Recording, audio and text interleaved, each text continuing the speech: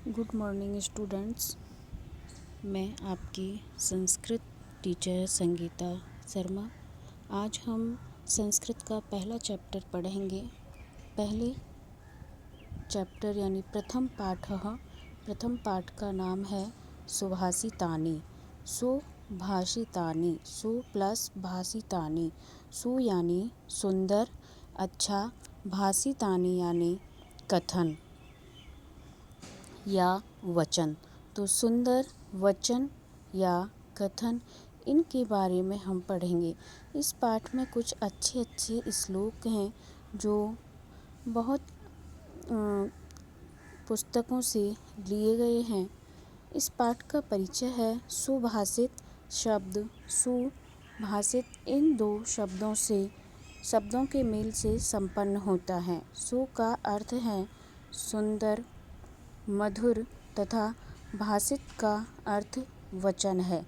इस तरह सुभाषित का अर्थ सुंदर, मधुर वचन है। प्रस्तुत पाठ में सूक्ति मंजरी, नीति शतकम, मनुस्मृति, शिशुपाल वधम, पंचतंत्रम से रोचक और विचारक श्लोकों को संग्रहित किया गया है।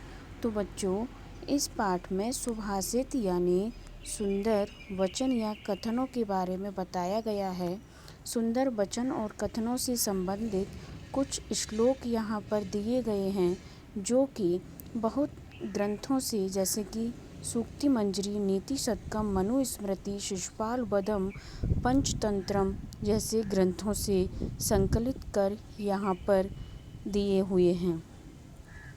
हमारा पहला श्लोक है गुणा गुणज्ञेषु गुणा भवन्ति ते निर्गुणं प्राप्य भवन्ति दोषा सुस्वादुतोयाः प्रभवन्ति नद्य समुद्रमासाद्य भवन्ति अपेयः। गुणाः यानी गुण, गुणज्ञेषु यानी गुणवानों को या गुणवान व्यक्तियों को प्राप्त होकर या जाकर, गुणा यानी गुण, भवंती माने होते हैं। जो गुण हैं, किसी भी व्यक्ति में जो गुण हैं, यदि वह गुण गुणवान व्यक्ति के पास जाते हैं या गुणवान से संपर्क में आते हैं तो वो गुण ही होते हैं। ते माने वे किसके लिए आया है? गुणों के लिए। वही गुण निर्गुणम यानी निर्गुण व्यक्ति को या निर्गुण को प्राप्य यानी प्राप्त होकर, भवंती माने हो जाते हैं, दोषाः यानी दोष। लेकिन वही गुण अगर गुणवान व्यक्ति को प्राप्त ना होकर निर्गुण व्यक्ति को प्राप्त होते हैं तो क्या हो जाते हैं? दोषाः यानी दोष। वही गुण निर्गुण व्यक्ति को प्राप्त होकर दोष बन जाते हैं। सुस्वादुतोयाः प्रभवन्ति नद्यः। अब यहाँ इन दोनों लाइन में आपको एक उदाहरण से समझाया गया है कि जिस तरह से नद्यः यानी नदियाँ प्रभवन्ति यानी प्रवाहित करती हैं या बहाती हैं, सुस्वादु यानी स्वादिष्ट, तोयाः यानी जल। जिस तरह से नदियाँ स्वादिष्ट जल प्रवाहित करती हैं, लेकिन वही जल समुद्रम यानी समुद्र को आसाध्य यानी प्राप्त होकर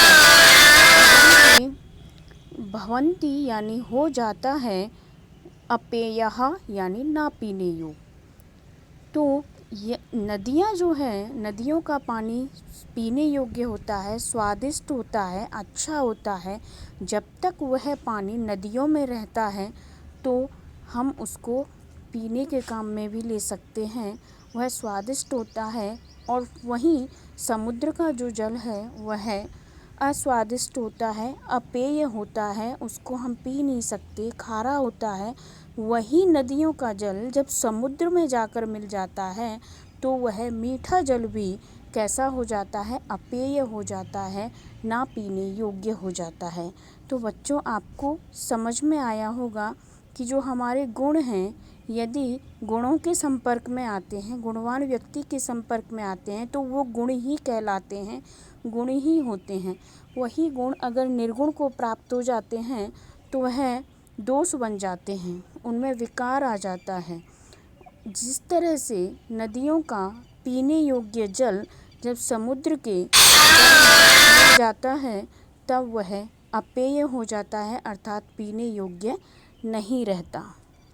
तो आप आज इस पहले श्लोक का अच्छी तरह से अनुवाद करोगे, भावार्थ करोगे और जिस तरह से मैंने एक एक शब्द का आपको अर्थ कराया है आप उसी तरह से करके देखोगे और इस श्लोक के अर्थ को आप अपनी होमवर्क की जो कॉपी बनाओगे, वर्कशीट आपको पिन पेज पर करनी है, ये मैंने आपको बता दिया था। लेकिन जो मैं इस तरह से आपको वीडियो में जो कराऊंगी और उसका जो होमवर्क दूंगी वो आपको एक नोटबुक में ही करना होगा। तो जो इसका अनुवाद है वो आप आज अपनी होमवर्क वाली कॉपी में कीजिए और जब आपको नहीं समझ में आए तो आप मेरे को पूछ सकते हो।